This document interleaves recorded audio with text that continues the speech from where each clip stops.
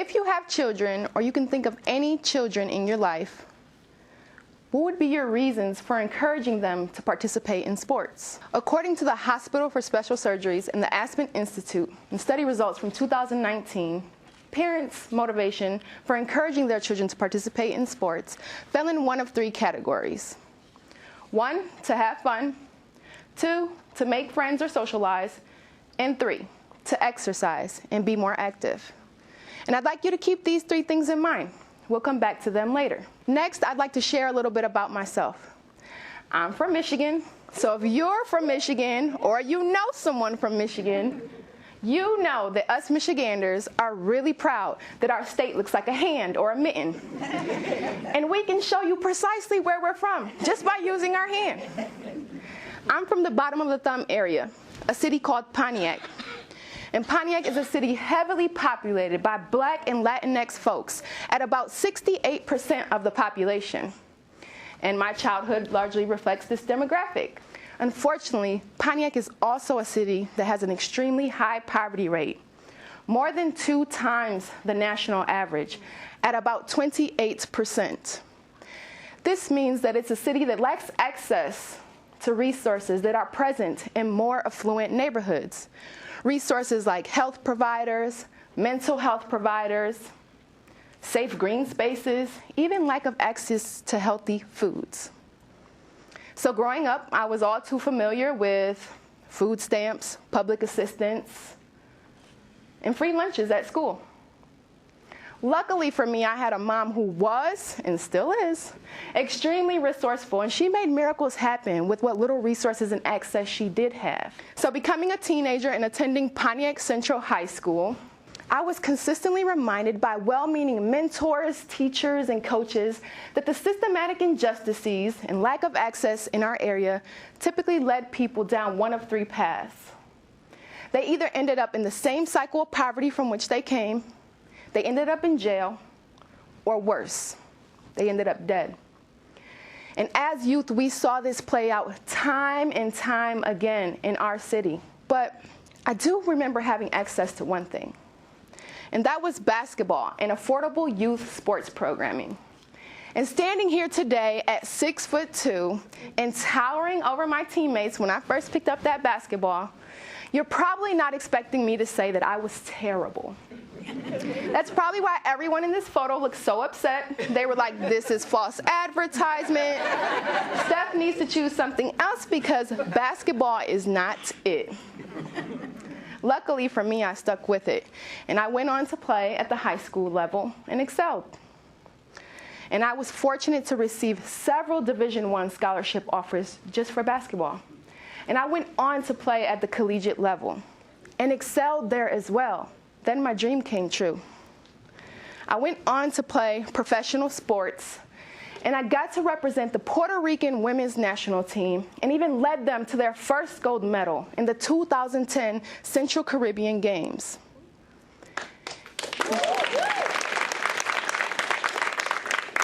And this was the highlight of my career.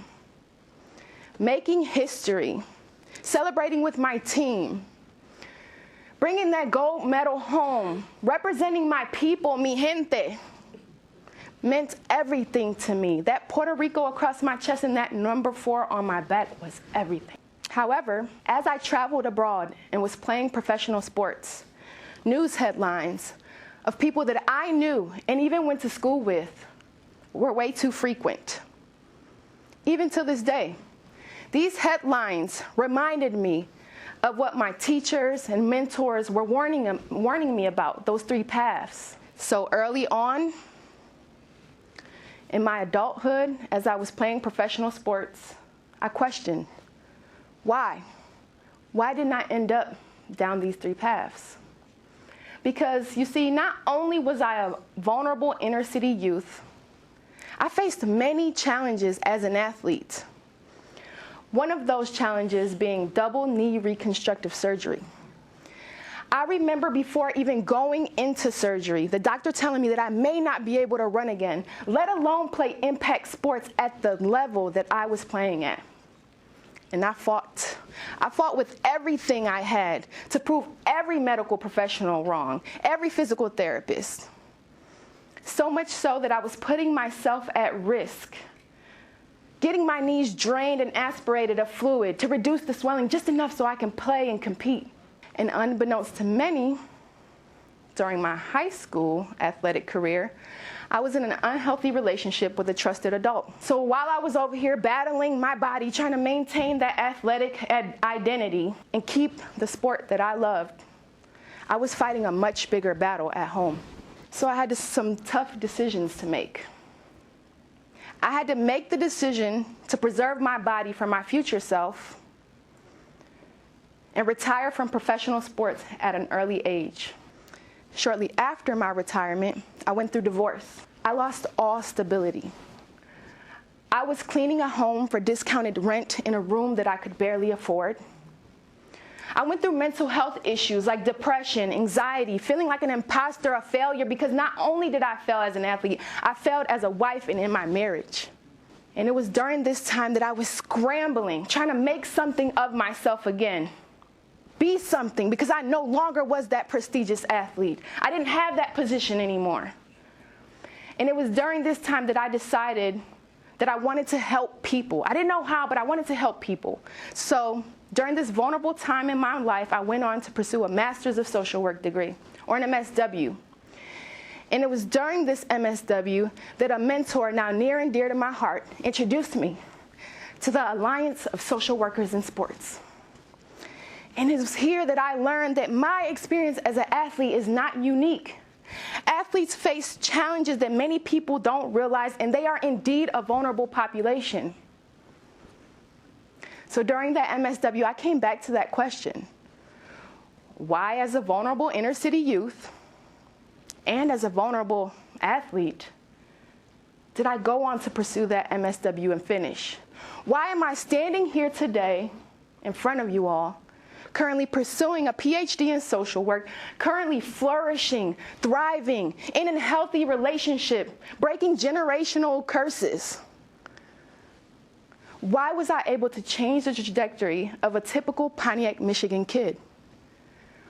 And the answer is clear. I had basketball. You see, basketball instilled skills in me on the court that were useful later to me in life when I encountered those challenges. Skills like resilience and grit. When life not only throws one opponent at you, but two opponents, you find a way to get through or get around. You fall down, you pick yourself up, and you keep going. Skills like patience.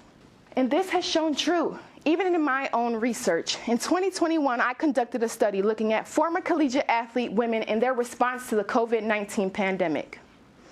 And one thing was clear throughout each and every interview with these women was that they were pulling on skills, lessons, and traits that were imprinted on them during that college athlete identity formation to get them through a time where we were all facing turmoil, grief, and loss, the COVID-19 pandemic. So my idea is that access to sports is just as important as access to other resources that have the potential to improve one's quality of life. However, this access has recently become limited to many youth.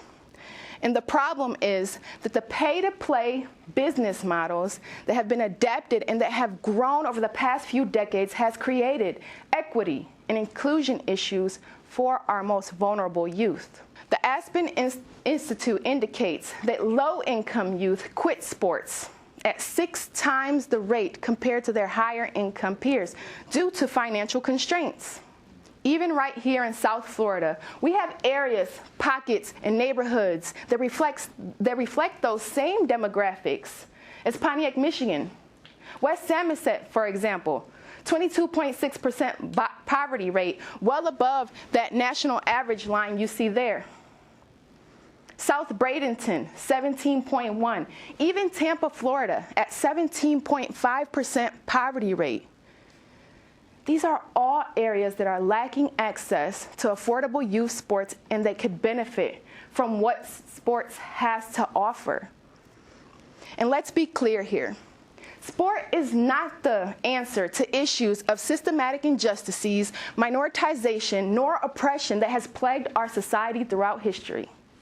However, what I am proposing is that sport is an avenue to empower youth with skills and traits that can help them face those challenges head on.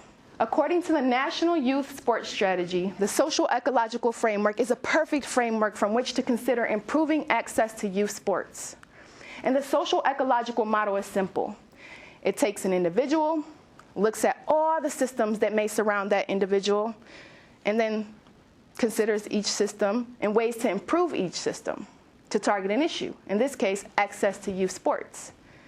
And those systems can range all the way from the individual level to the community level, all the way even to the policy level. But today, we're going to focus on what we can do. At the individual level, meaning the youth, youth can simply ask their parents for permission to engage in youth sports.